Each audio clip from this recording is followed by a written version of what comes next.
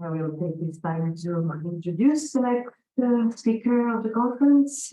It's Eli Kramer, who is an associate professor at the Institute of Philosophy at the University of Wrocław. He specializes in meta-philosophy, in particular philosophy as way of life, intercultural philosophy, philosophy of culture, German and American idealism, classical American philosophy, and process philosophy. His work is devoted to developing philosophy as a way of life in the field, and he connects his work with his activities in the philosophy of culture and the philosophy of higher education. Alongside Matthew Sharp and Michael Chase, he co-edits the Real Book series, Philosophy as a Way of Life, Texts and Studies, which organizes new translations as well as putting out new studies.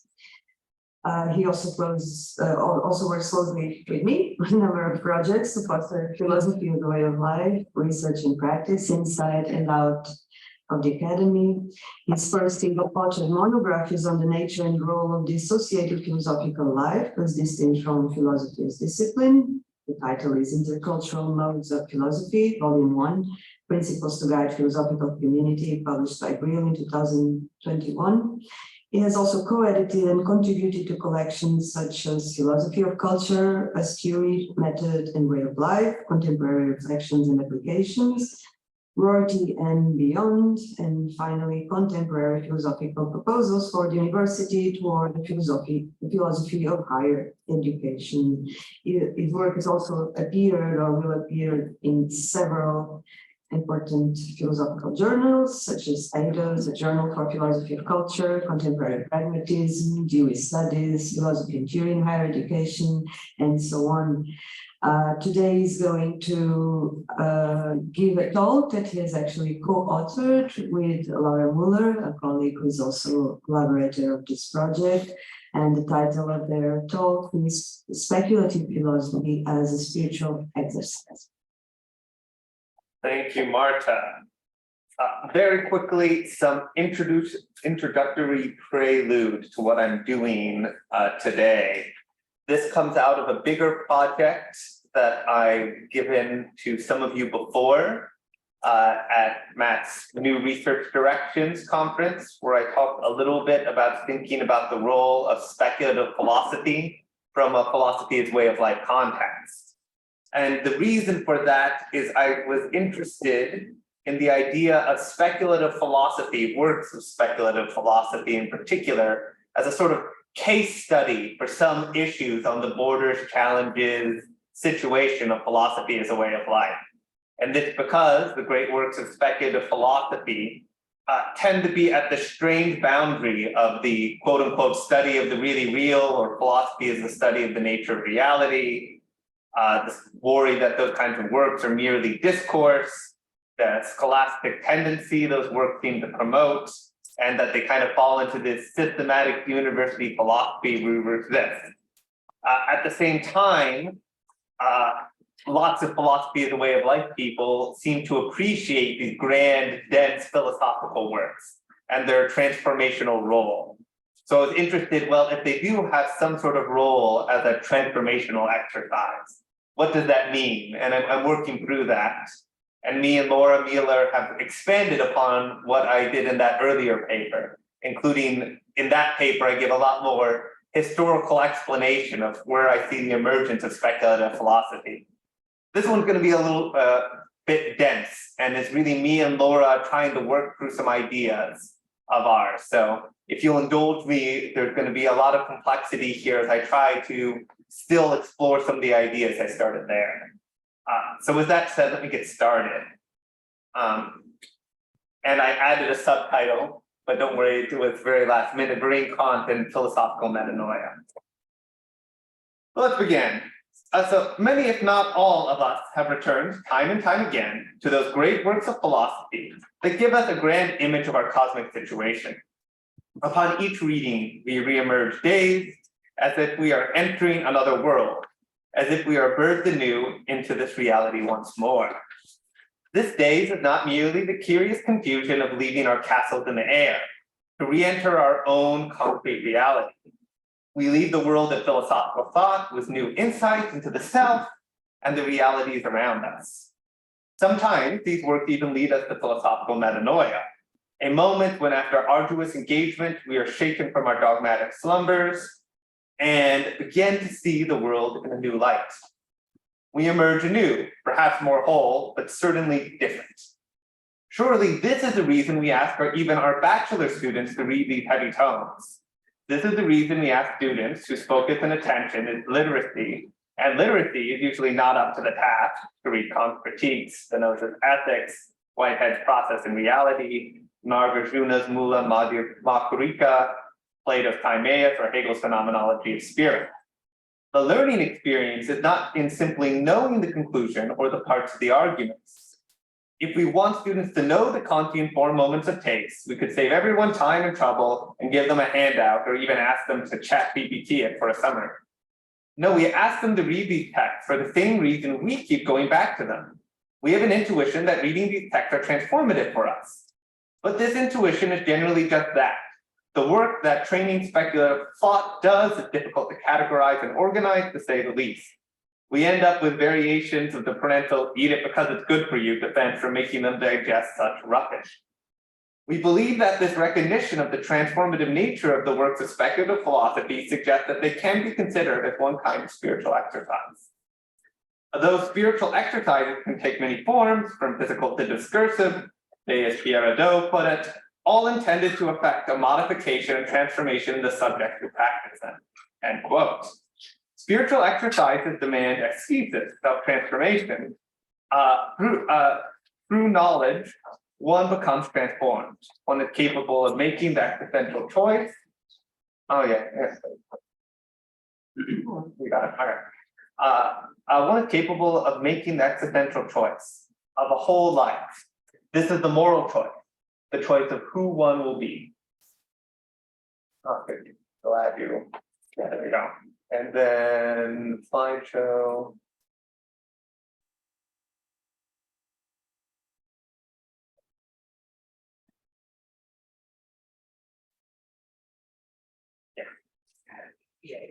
Yeah, great. No problem. Good catch. I totally missed that too. So actually, this is a great break. So in order to help us better survey the purposes, structures, and benefits of this spiritual exercise, in this presentation, we're going to draw on the work of Donald Philip Vereen, like I did last time, particularly his work Speculative Philosophy, and new, and thanks to Laura's contributions, Kant's Critique of Judgment. We elucidate how and why engaging with these onerous, taxing, and heavy, physically and metaphysically, tomes of speculative philosophy qualify as a kind of spiritual exercise. And in particular, in the part I'm going to read today, its structure as a spiritual exercise, rather than defending it in Hadocian terms. This exercise leads to a peculiar and essential kind of self-knowledge, self-perception, and freshness of vision. Although it may first seem a little backwards to do so, we're going to start with the generality of what speculative thought does, and then move to its various principles, and finally, we at the end present its foundational axioms. We believe this order of exhibition presentation is required to provide scaffolding to comprehend a kind of spiritual exercise that does not easily lend itself to critical analysis. Speculative thought is mythic, cyclical, and dialectical. It is the spiritual exercise once cultivated and internalized that one can roam around freely within, never losing the sense of the whole, for one will always end up back at the beginning and wherever one finds himself. This is the nature of what we will call the phylodynamic image provided by speculative philosophy. It is presented comprehensively as a whole, and so in our speculative melancholic play, we must have what Whitehead called coherence. We must presuppose that, quote, no entity can be conceived in complete abstraction from the system of the universe, and that it is the business of speculative philosophy to exhibit this truth, end quote. This includes even the very structure of speculative philosophy as a spiritual exercise itself, which too must be coherent with the whole it seeks to articulate. And as we'll discuss, that's one of its challenges and problems. Section 1, reflection, speculation, and the sublime. To better understand this distinctive kind of spiritual exercise, some preliminary scaffolding is needed. First, we need to further build upon the work of Donald Philip Vereen, one of the few authors we have found to carefully study the experience of doing speculative philosophy. It is necessary to expand upon him so as to distinguish that there's a kind of reflective judgment that speculative philosophy seeks to achieve by dialectical thinking. Only then will we be able to bring some Kantian insight to bear on the exploration of this kind of spiritual exercise. We do so to further flesh out how speculative philosophy works as a tool for self-transformation. It utilizes some unique dimensions to our imaginative powers. So, for the purposes of this presentation, we identify two modes of reflective thought, what we call exhaustive analytic and the non-exhaustive generative. Exhaustive reflection analyzes. It seeks to determine all the exact parts that make the whole. This reflection is, quote, an ultimate act of conceptual reduction. We prefer these terms, exhaustive versus non-exhaustive, to clarify the speculative nature of non-exhaustive reflection. We do so not to only distinguish the two kinds of reflection at work, but also to show that Kant's third critique, focused so on reflective judgment, provides an example of speculative philosophy and what we will call non-exhaustive reflection. While Vereen provides extensive criticism of exhaustive analytic reflection, which we believe is warranted, we believe he does not give credit to the symbolic, aesthetic, and speculative uses of reflective judgment a la Kant, which in fact is the summit that speculative philosophy seeks to achieve as we see it. We can think here of reflective thought as presented in Kant's critique of judgment as opposed to the determinate judgment of the first and second critiques. Reflective judgment goes beyond understanding and experience into the realm of imagination and brings back something that understanding cannot fully contend with. This is for Kant the origin of aesthetic ideas. So, in determinate thought, or exhaustive analytic reflection, we find the optimism of reflection. Understanding is capable of doing what it set out to do, reducing, dissection, analyzing. Here, understanding is secure and it is serious. Quote, to attain the security, the mind must take itself seriously. It must remain carefully optimistic and be ever at work, shoring up its distinctions and ramifying their connections. Reflective thinking requires seriousness of purpose and vigilance so that nothing rash is considered or embraced. Along with seriousness of mind comes respectability. That's a quote from Vereen. Vereen turns to Kant to exemplify this exhaustive analytic form of reflection. He points to Kant's antinomies in which, quote, there is an equally good counter-argument for every vivid argument, in which the, end quote, in which the ultimate goal of understanding is to schematize and systematize experience, for whom the philosophical project is the, quote, project of distinction making and argument building, end quote. Vereen does not deny that this is a necessary part of philosophy, just as discourse is necessary to spiritual exercise. But this is not the heart of speculative philosophy. The heart of this kind of philosophy is the speculative sentence joined with the pursuit of the question. That is what gives philosophy its, quote, fullest range of thought. Just as Vereen's exhaustive analytic reflection and speculative thought are analogous to Hadot's mere philosophical discourse, and in some context viewed from above spiritual exercises that seek identity with cosmic consciousness, so too are they similar to Kant's own distinctions between reflective judgment and determinative judgment. A non-exhaustive generative reflection strives for what Hadot calls, in particular, as we see it in the spiritual exercise of speculative philosophy, as cosmic consciousness. That is, finding identity and reconciliation with the cosmos, the whole, as a practice of self-cultivation. This kind of reflection organizes the world.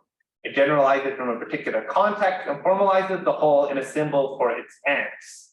At our best, we recognize that our symbols never fully capture the world with conceptual definitiveness, unless we mistake the symbol for the object of cognition, and as Kant would say, go beyond the limits of reason through an act of subrection, but provide us a certain mode of reconciliatory feeling with reality. So, works designed for us to engage in the experience of this sort of speculation, or what I have called elsewhere phylodynamic images. These works are written so as to guide us through the aesthetic, imaginative, and intellectual experience of dynamic thoughts, what Vereen is going to call dialectic, as it seeks to reach a non-exhaustive reflective judgment, in this case of our cosmic condition, in the sense of an ordered view of the whole of which we participate, and to experience identity with it, and then to return us to present life perception with new resolve and insight. The text exhorts us to struggle through the spiritual exercise of thought and feeling. Only through that do we truly internalize and appreciate the full dimensions of this new view of reality and its relevance to experience. This is the purpose of speculative philosophy, which aims at the greatest levels of generality to, quote, existentially guide and nourish growth in us through a series of transformations that reconceptualize the world around us from the sensible to the foreign. And they do so from a variety of angles and quotes from another work of that I've written on this subject. So, take for example Kant's critique of judgment, which is speculative philosophy in its duality. It advances Kant's own system of speculative thought, and in doing so, it also is a phylodynamic image, inviting the reader to practice philosophical speculation.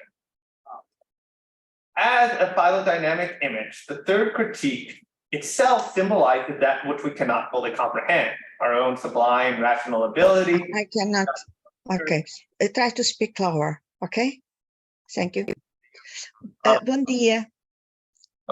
Bem, não, estava a assistir aqui a um debate e o colega estava-me a colocar uma pergunta em inglês, mas eu depois falo mais tarde, não tem problema. Não incomoda. You wait for the discussion, please.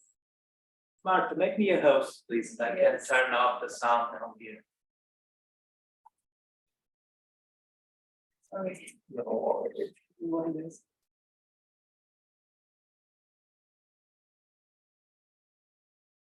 Estou a ouvir.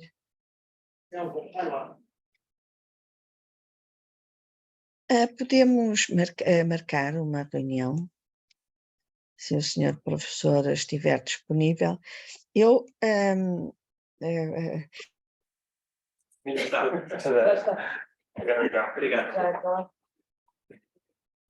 No worries. No. You're activating. All right. And then I want to do it from here. You have to share again. We have to share again. Yeah, do the full Share. Sorry.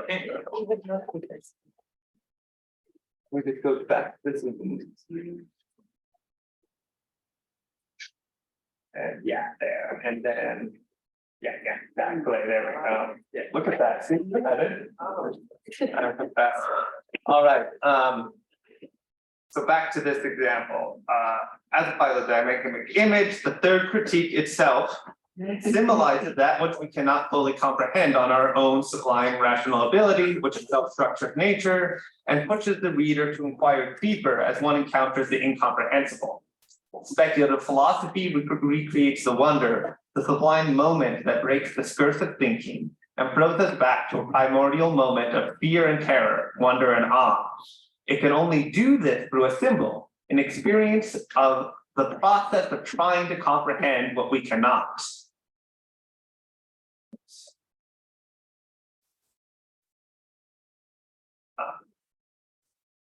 Kant's discussion of the sublime describes this breaking moment. Of the mathematical sublime, Kant writes, quote, "The mind listens to the voice of reason itself, which demands totality for all given magnitudes, even for those that we can never apprehend in their entirety, but do judge as given in their entirety. Reason makes us unavoidably think of the infinite as given in its entirety, in its totality," end quote. Here Kant says imagination is referred to reason, not to understanding. We are, in other words, beyond what exhaustive, analytic, reflective thought can accomplish. This understanding, in fact, utterly fails in its attempt to cognize what can only be thought. Imagination, following the demands of reason, strives for comprehension in one intuition.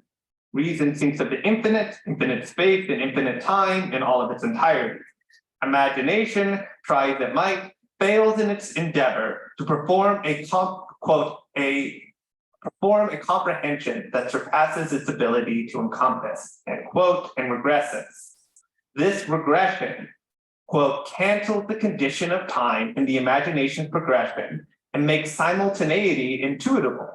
Hence, the temporal succession is a condition of the inner sense and of intuition. It is a subjective movement of the imagination by which it does violence to the inner sense, and this violence must be the more significant the larger the quantum is that the imagination comprehends in one intuition. End quote. To unpack this dense point that we think is relevant here, imagination has the capacity to apprehend infinity. However, here reason does not settle for mere apprehension, which imagination can do to infinity with some flaws, but demands comprehension as well. Reason, quote, makes us unavoidably think of the infinite as given in its entirety, in its totality, end quote. Time becomes limited to an instant and ceases in its linear progression. As time is negated, limited in imagination's regress, we lose our ability to designate, which Kant describes in the Anthropology as, quote, a means of connecting the conception of what is foreseen with that of the past, end quote. We cannot connect past images with the present, for inner sense is violated to such an extent that there is no past or present. Furthermore, we also have no schema, for time has been limited to an instant, and space has been, for a lack of a better word, broken. The absolutely large magnitude that reason demands can never be in space, but only in the judging subject. Here we get to the point. This is why the cosmic whole, or simultaneity, or infinity is intuitable, but not cognized or conceptualized. It is unexpoundable. Here, the knower goes beyond what can be articulated from within experience, and instead, quote, goes beyond to the irrational or mystical. So, speculative philosophy draws on this. It not only structurally relies on such a regress, as we shall see. This is the return to myth, the return to the primordial state, a foundational principle for speculative thought. It should bring the reader to the brink of such regresses as well. Speculative thought, by its very nature, strives to find and present the totality that we cannot quite comprehend, which pushes us beyond the limits of apprehension and into an engagement with poetic and mythic structures. All right, doing the primordial theme. Now that we see how non-exhaustive generative reflection as a phylodynamic image seeks to push us to the edge of regress and have an experience of a whole we cannot exhaust through critical exhaustive thinking, we are in a position to begin to explore the foundational scene or experience that guides the spiritual exercise, as we in Beira see it. To get a better sense of its circularity and mythic basis, we must understand this movement at the brink of regress and how it is the basis for a certain kind of mythical thinking engagement that speculative philosophy tries to draw upon. So,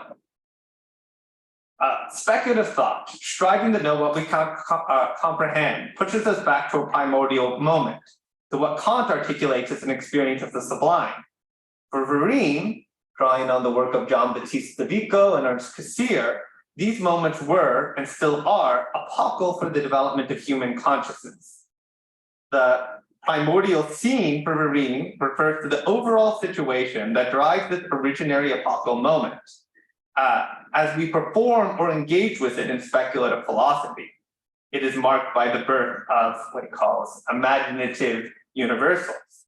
That is, the symbol we create for the moment of regress rupture that drives the action of the primordial scene. We are thrown back on ourselves and experience the world as an other that we are in relation to, and that we feel in our very bones.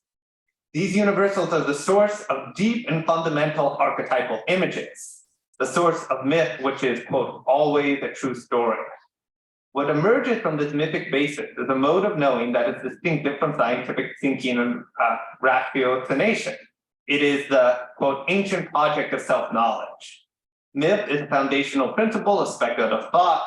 Speculative philosophy seeks to re-engage the reader with this moment of rupture of human consciousness in order to break us away from the analytically exhaustive mode of reflection.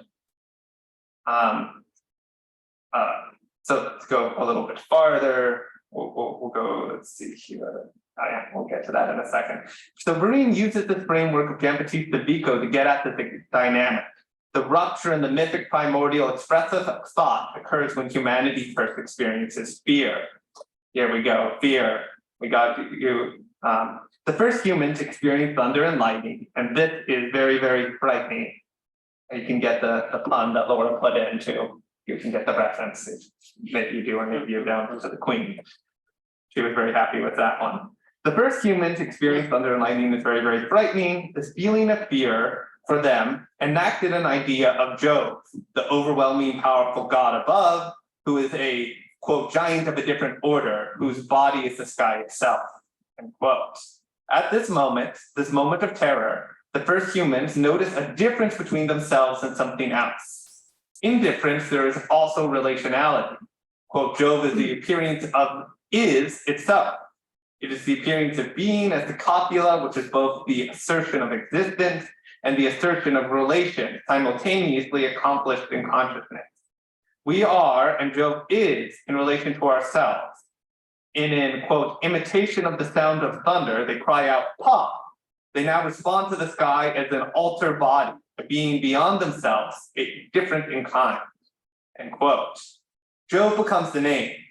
Here, early humanity has moved into what Cassirer calls the representative mode of thought, that there is separation between the knower and the known, and humans can organize particulars into groups.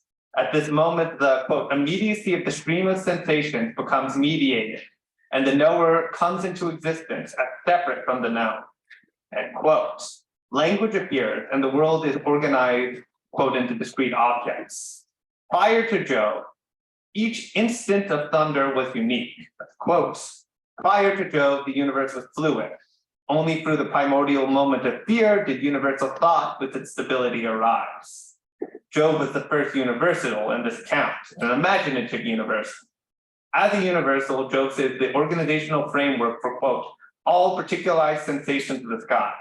And yet this organizational framework is not of the same kind as categories or universal concepts. Jove is a universal that stems from imagination. Jove is what we might call an aesthetic idea, if we were going to use Kantian language, born of an intuition of imagination, quote, for which an adequate concept can never be found. Jove is indeed an, quote, unexpandable presentation of the imagination. No rational analysis will ever adequately explain or dissect Jove.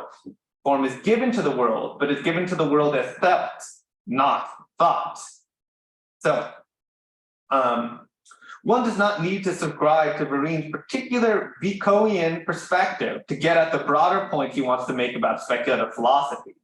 Whether Kant, with his account of the sublime, Vico with his account of imaginative universals, or Hegel with his account of the emergence of self-consciousness, speculative philosophy roots itself in seeking to initially re-engage us with this feeling of wonder and rupture with the world, which exhorts us to know the conditions of existence in a visceral and non-exhaustive way. Only then are we actively seeking at the most primordial level to know ourselves and our cosmic condition. As we will see, engaging with this state is a delicate task. So, next section, keeping us on time, re-engaging with the regress of the primordial theme. So, Kant's regress of imagination and the experience of sublime is one example in speculative work of a narrative attempt to have us not only assess, but in some sense re-experience this regress to the primordial state of fear and terror, and not only to know it. When faced with the sublime, we are forced back into the primordial scene. We face our own finitude, death, in facing the limits of comprehension or even physical power. So famously, in the third critique, Kant seeks to have us feel this primordial state through vivid language.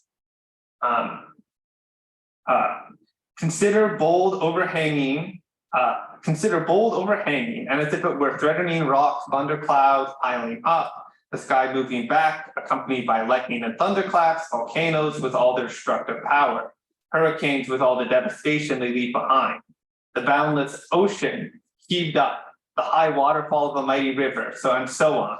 Compared to the might of these, our ability to resist becomes an insignificant trifle, end quote.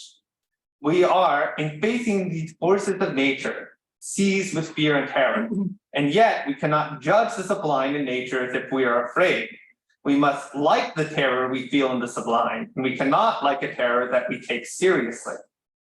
The terror cannot persist ad infinitum, but must give rise to a dialectic, a vacillation between pleasure and displeasure, as Kant both describes and tries to have us move through in the third critique.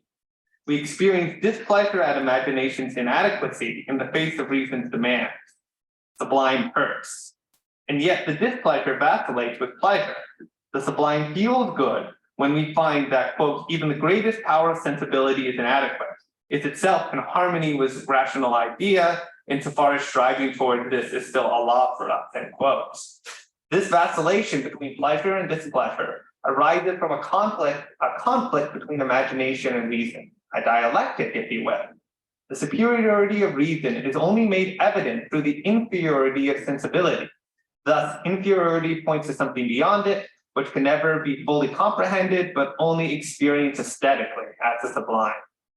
For Vico, quote, two primordial gestures of fear and flight, quote, give rise to their own dialectic. To comprehend Jove, the incomprehensible, the first humans take auspices of Jove's actions in the sky. This is a dialectic of the present as set against the past and future. They designate. In short, they move back into time and exercise their own reasoning to interpret symbols of Jove's power. While the Vico's early humans had Jove to reckon with, Kant presents reason as the thunderous god. So, speculative philosophy seeks to enact this very primal experience because it incites wonder and desire to make sense of the tensions of our cosmic situation. It drives our concern to be a Promethean master or orphic appreciator of our reality. We are driven through the wonder and tensions in the scene within the performance of the speculative philosophical exercise to seek out answers to the situation. We are driven to address this originary condition through a story of how we got here and what it means to be here. Next section, the two perspectives of great speculative works.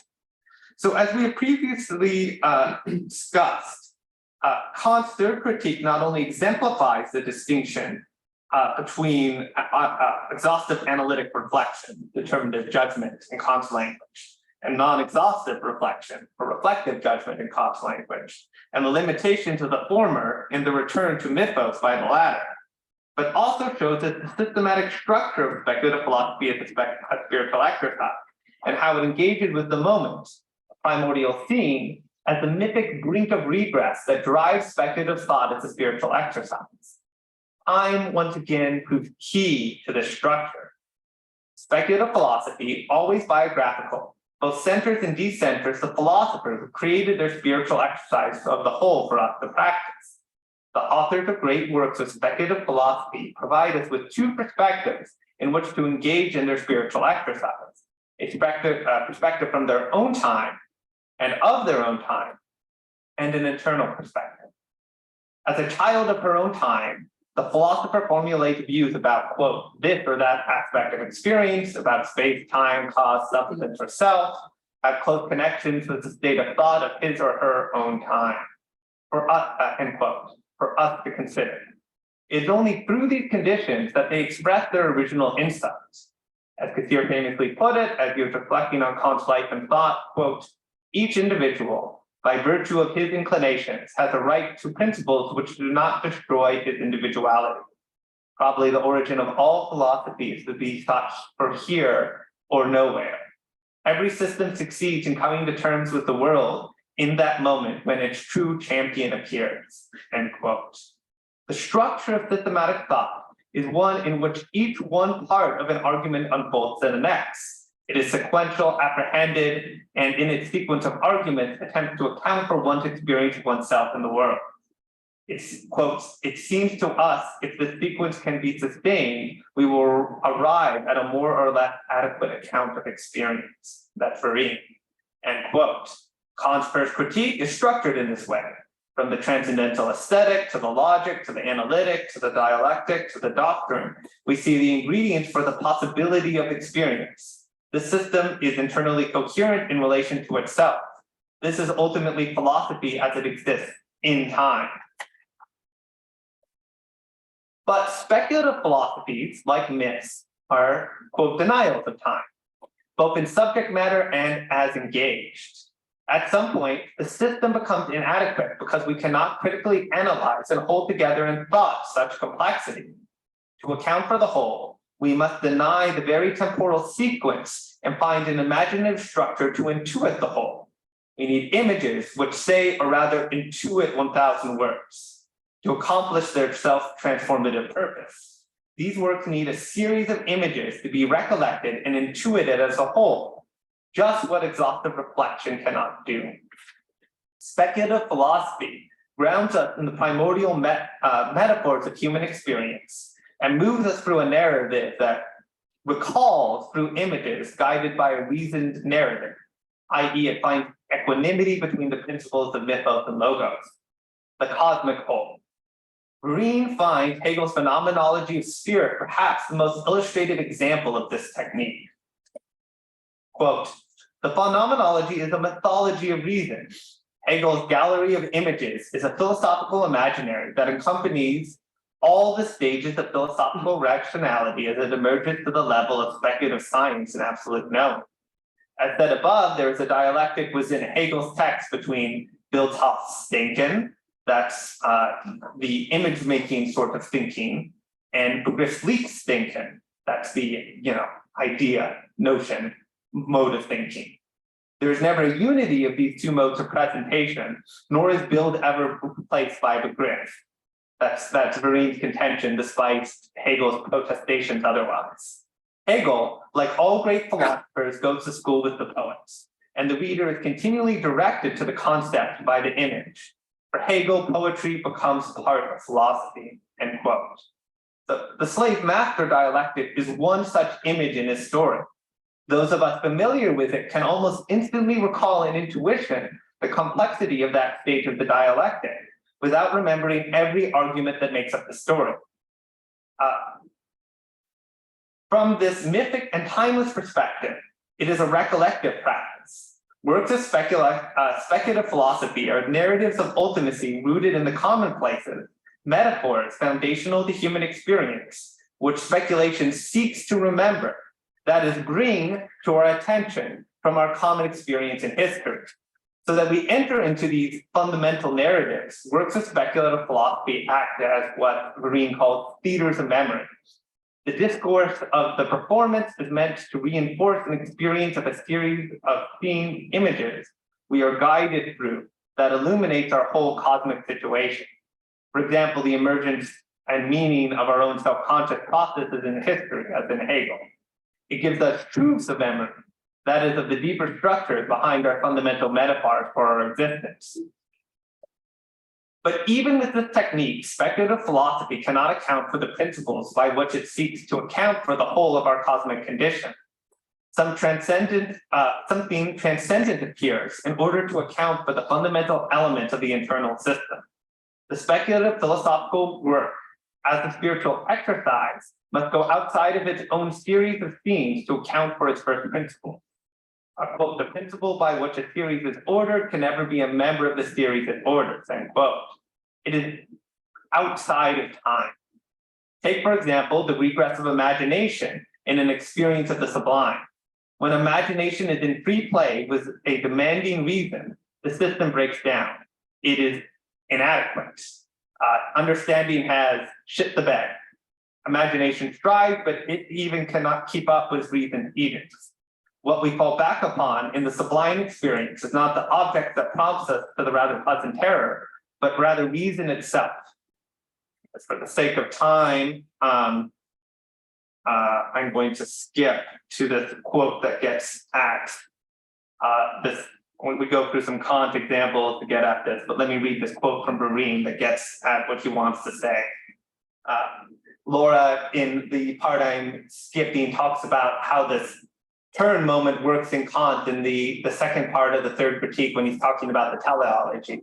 And we realize that our very limited modes of reasoning itself makes us want to see a whole that's beyond us, kind of initiates something that we're not capable of doing, but that still shapes us. And here's Vereen on this point. Quote, we first do some, okay. On the view developed here, the accounts philosophers give of the ultimate reality, first principle, or God of their system, can be regarded as portraits of the standpoint of mind from which philosophy itself is possible.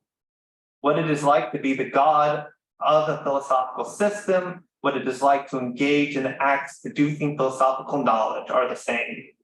The fact that philosophical systems and their ultimate realities result in internal fragmentation, in which they seem to transcend their own natures, or in a fragmentation of their relationship to the world, is itself a mirroring of the transcendence contained within the act of philosophical thought itself. The source of the difficulties of formulating a philosophical system of perfectly structured internal relationships is present in the act of thought wherein the system itself is created. And the transcendent element which produces the difficulties serves to give us a picture of the philosophical act, a picture which alters from philosophical system to philosophical system as each comes to grips with that which is ultimate for it.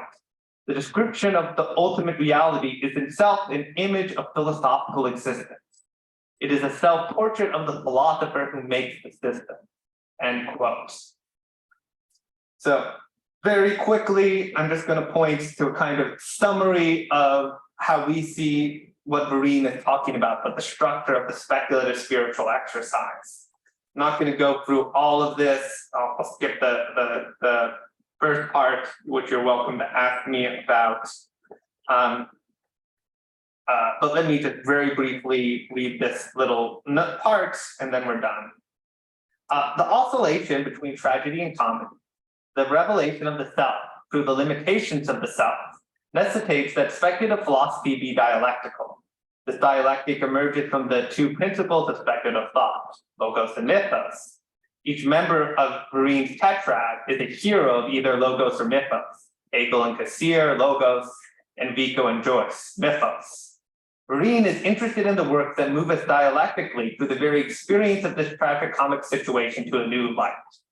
Works of speculative philosophy on this account go through the kind of 7 topoi that I lay out here, which I'm happy again to talk about in more detail when we have discussion. And it is here that we begin to see the gift and risk that great speculative philosophical works afford us, for they guide us through and train us to have the experience of disciplined live thinking as it expands to broader horizons, the vistas of non-exhaustive reflective judgment of cosmos, and the experience of being in touch or identifying with it. From such a perspective, our narrowness of thought is dethroned. At their best, such works teach us that speculative philosophy is a live process, and that there is always a larger, different whole view of reality to circumscribe our limited horizons, which get muddled down to more egotistical concerns by the affairs of daily life. They allow us to see more of the cosmos and ourselves. For that reason, we always seek after, as Ralph Waldo Emerson put it in this essay on the subject, that quote, unattainable, the flying perfect. And quote, ever beyond all we seek to circumscribe is our vision, but which drives our creative reconciliation with the world. The gift of arduously engaging with such works is that to be able to maintain in everyday life wonder and attentiveness to the whole starry cosmos we're in the midst of, and the ability to break our habit of reducing the cosmos to something convenient, turning a blind eye to the rest. Otherwise, we become too committed to our analyses that reaffirm our often all too narrow and dogmatic ways of living. We forget to amor fati, to love the fate of the starry heavens above, commit to the care of the self within. Thank you very much.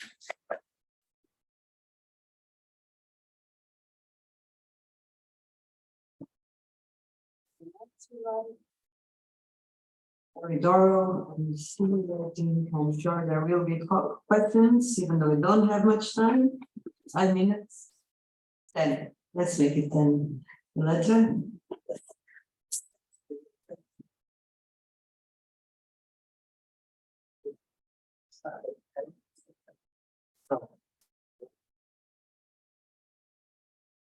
Down, letter, down. Down the bottom. No, it's already on. So So, yes, thank you. Thank you very much for this interesting talk. I think it's very useful to answer to the question of Marta before, that is, what is the specificity of philosophy as a spiritual exercise.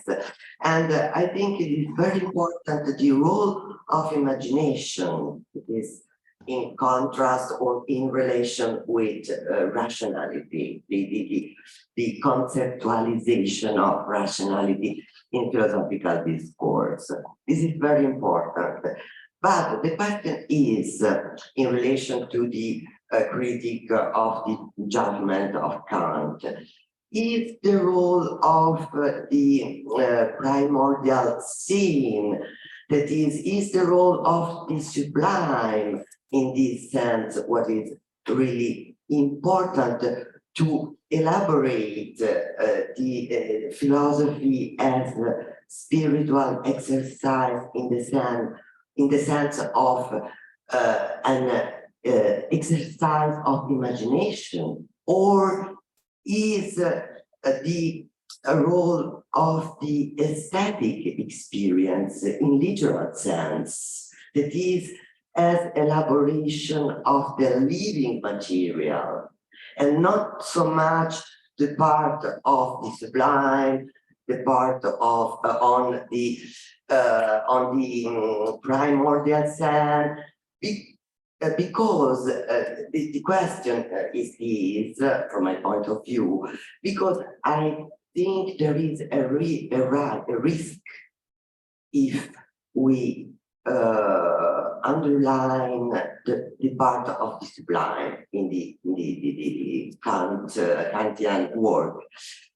That is to underline in certain sense, an irrational experience that is not so important from my point of view, in order to think the philosophy as an exercise, really a living exercise. I don't know. It is. Yeah, it makes sense. Makes sense. I'm gonna have to do a few layers to this question. One, unfortunately, Laura Mueller, my colleague, is not here, and she's the Kantian in the group. So I will, while I do a hunk of third critique Kant, I could not answer with her sophistication. So caveat there. A few other separation things. We don't want Kant's third critique for its own purposes. We're drawing on some heuristics from it that we think are helpful for unpacking this kind of spiritual exercise. I know you were making that point, but I want us to be very careful here as we go through it. What are me and Laura trying to sort through for ourselves? There's an idea, in fact, that comes from Beira that we think Kant actually helps clarify here, which is Beira thinks that works of speculative philosophy have a kind of layered challenge, which is they're trying to describe something, the whole of reality, which they cannot do. What they try to do instead is try to have us engage, first get kind of thrown into the fundamental existential intensity of the condition in which we find ourselves. And Beira, we think both Beira and Kant think we have moments like this that kind of throw us from the limits of our own reasoning, our own condition in the universe, who and what we are. And Beira's addition is his hunch is that good works of speculative philosophy try to get you to touch that situation at one moment or another. And even at a deeper level, that their job is to do that. When they're talking about the universe, what they really want you to do is get back to this moment of wonder and awe and reflect, maybe not reflect, but engage with it a bit. There are some really interesting questions about what it means to do that. Beira is pretty radical. He will say that reflective reasoning is actually just an aspect of the power of imagination. He's quite famous for that. So he would reject what you call, he would say it's not a rationalism. In fact, it's what we call reasoning. It's just a limitation of the broader things humans are capable of doing. It's like one aspect. So this is not an irrational moment of the sublime. It's actually a moment that teaches something about what reflective, exhaustive reasoning can do. and what it cannot do. And when we have to rely on a different kind of philosophical engagement. Another really radical point about Vereen that I'm still moving through, I don't have an answer, is he says that dialectical thinking, engaging in live thinking, is a very different task than, let's say, writing an academic essay. And he says the problem, as he sees it with a lot of modern activities, we're so obsessed with getting all our propositions in order that we've forgotten how to get people through this live structure, struggle, and movement that does something that he sees as fundamental philosophy. I would say it's just constitutive of speculative philosophy. But the short version on the bigger point, I don't have an easy answer. I think the aesthetic moment is important. I think Vereen thinks, and I'm intrigued by the idea that speculative philosophy tries to actually excite us to moments of wonder and awe so that we can have a moment of metanoia for ourselves. But I'm not, you can see we're working through these ideas. None of us are settled, and I agree with the same concerns. I just don't have answers, but at least I hope, hopefully that unpacks some of the aspects we're wanting to articulate. Thank you. Thank you. Gretchen Franco also wants to make a question. Bartholomew and John, can we put this together? Yeah, I'll try to do this together. Very good. Thank you very much, Eli.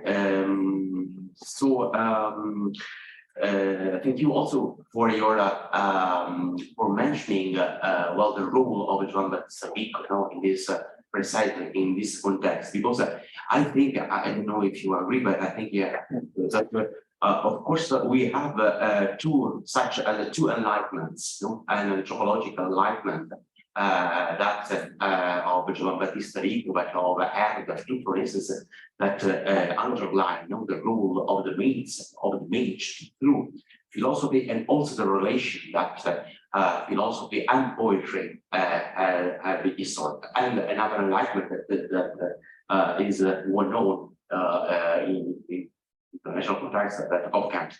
But well, my question precisely concerns this role that people gives to the myth and to the relation between poetry and philosophy. Because in Italian tradition we have, for instance, another strange case, that of Giacomo Leopardi, that is at some time and the greatest poet, maybe after Dante Alighieri, but also maybe the greatest philosopher, and at some time he is completely aware of the fact that in his poetry he gives a form of philosophy, and in his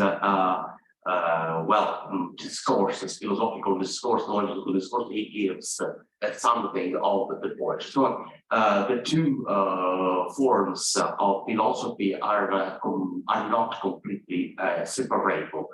But also, if we consider, for instance, other cases, Nietzsche's Zarathustra or Camus, other forms of philosophical writing, of literary writing, that have a philosophical content.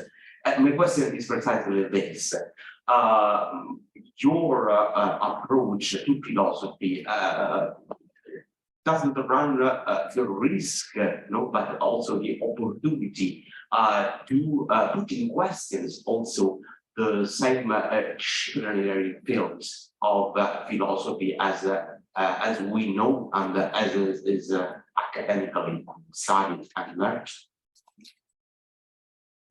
Very. No, we can just do all three that for time's sake, and I'll try to.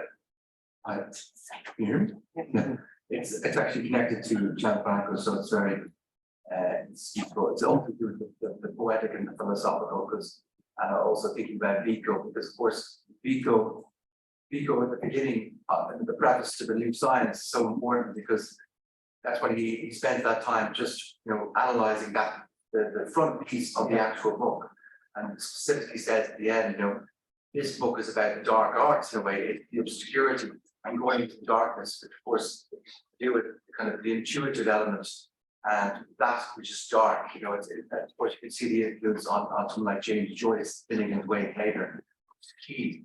And also with Hegel, you have, from the previous talk, from the spirit, you have Geist in German, you know, and that's also interesting. When it says spiritual exercise, you know, Geistig exercise also opens the little can of worms, which is interesting for the Anglophone world. Hence, considering Hegel a charlatan or a magician throughout the late 20th century, when actually you have this condition, you know, spirits or Geist is history moving through time. And my question to you is speculative the right word to use, speculative philosophy, the way I'm hearing you? Because it's going into poetic philosophy, you know, Hegel's phenomenology of spirit ends with the words of a poet, Schiller, you know, after talking about the great philosopher Hegel, but actually ends with the word of Schiller. And even Spinoza, you know, who doesn't even talk about aesthetics or poetry ever, and yet he's inspired so many artists, and key points of ethics, he does quote Ovid to put his point across. You know, there's something extremely aesthetic, it's a work of art. You look at ethics as a work of art, you see it very differently. So is speculative the right word? And then at the end, what you said about the middle, that really threw me. And I always like to quote this line by Kierkegaard, another very problematic philosopher and religious as well. He also says that the philosopher throws you into the middle or the end of life. The poet always throws you into the middle. And of course, that really reminds me of Faust and Dante's Divine Comedy, who was in the middle of my life. I found myself in Clark. Is there another word instead of speculative philosophy? I'm listening to you. I'm starting to hear another kind of philosophy happening.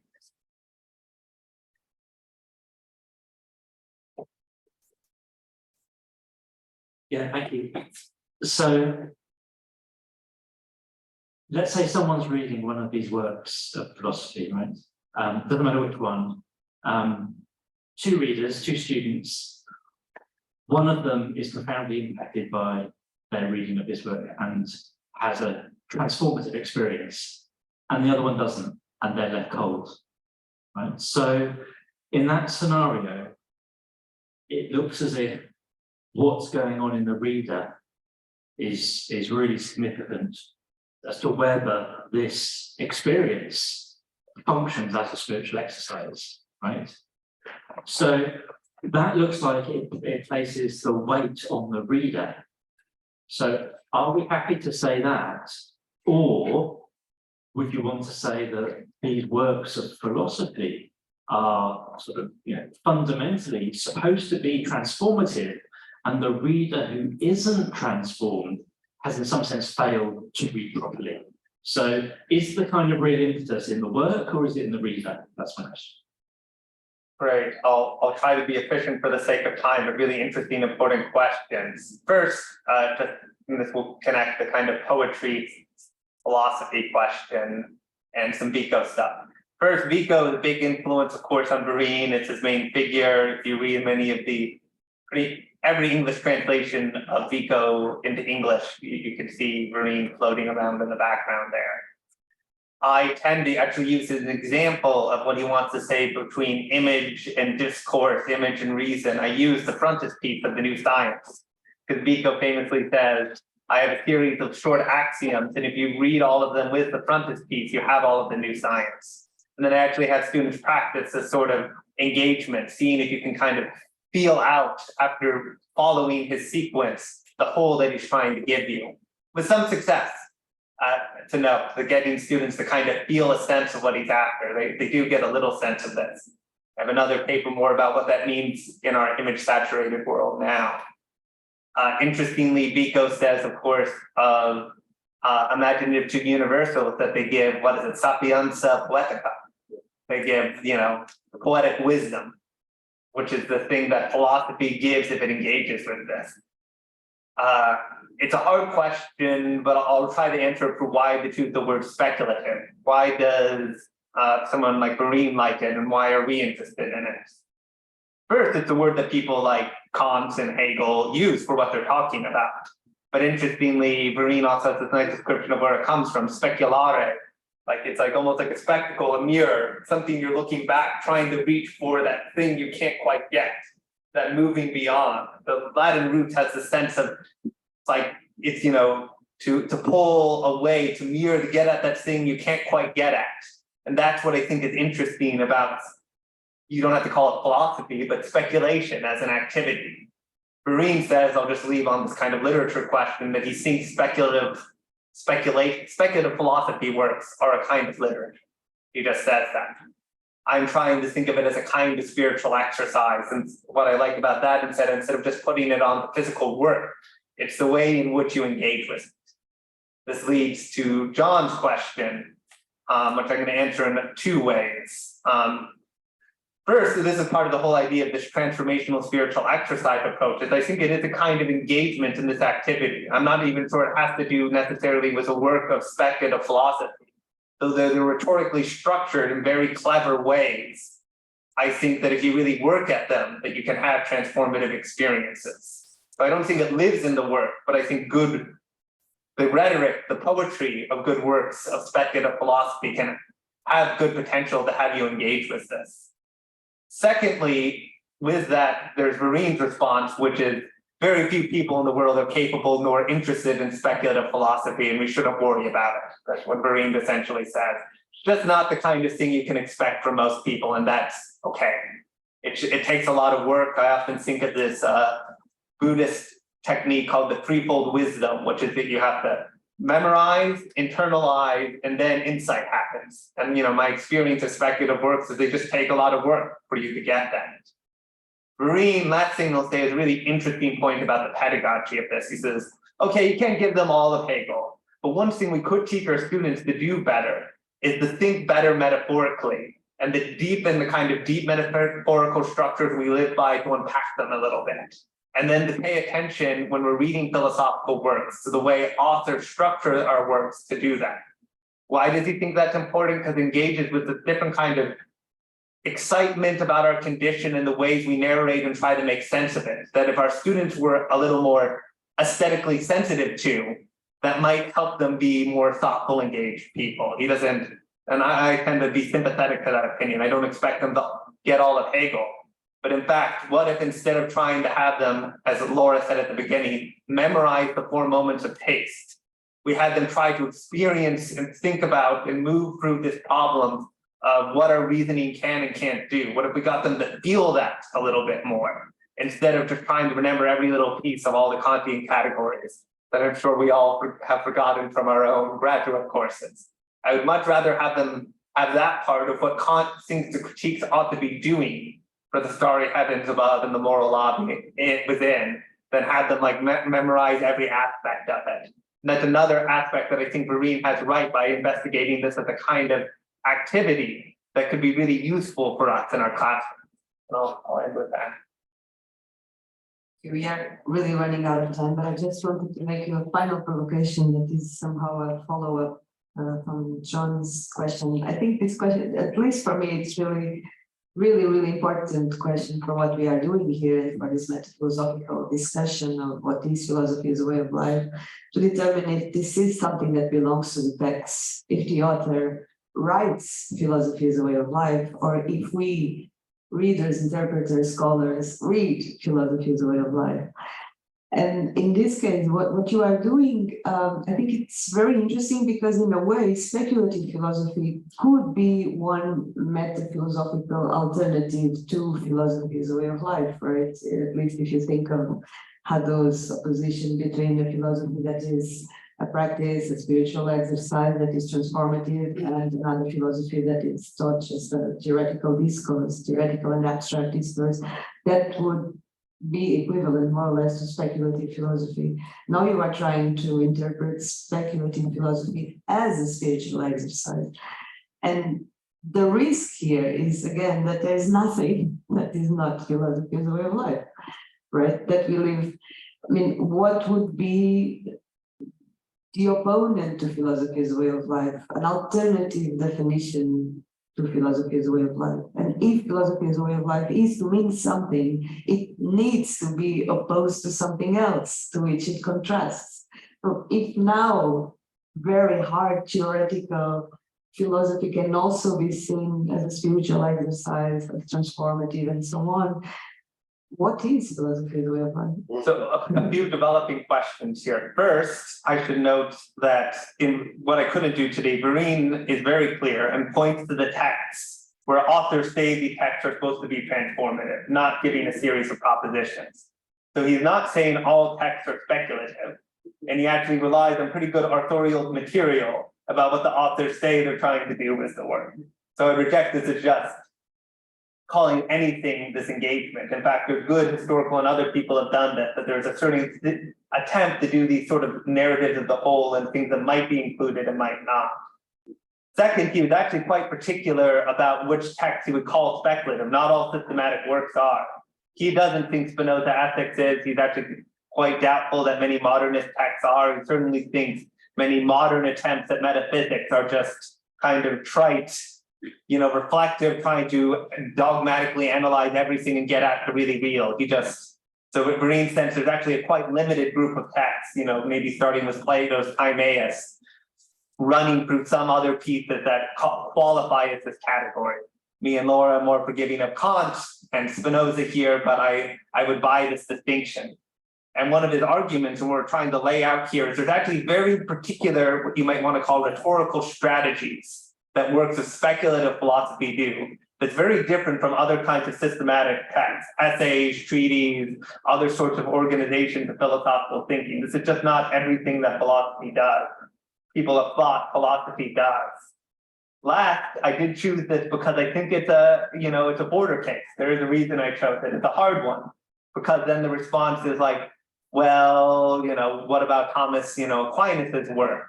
What about, especially in scholastic Indian thought, there are these massive, very technical texts, Nyaya schools of inferential realism that claim to have existential import or the nature of the self during nirvana. But is that really what's happening? There's people like George Dreyfus who have looked at the Tibetan task and said, okay, they claim that dialectical debate has this transformational process, but how transformational is it really for the monks? That, I think, is part of what we have to figure out. That part, I'm confident that there's something distinctive about speculative philosophy as a sort of practice and work. I'm less confident about where the boundaries between that and scholastic and mere, quote unquote, mere discourse begin. That I hope we have other discussions about. So I suggest we keep discussing during the coffee break, which is, I hope, served outside. Thank you so much, Eli, again, and see you in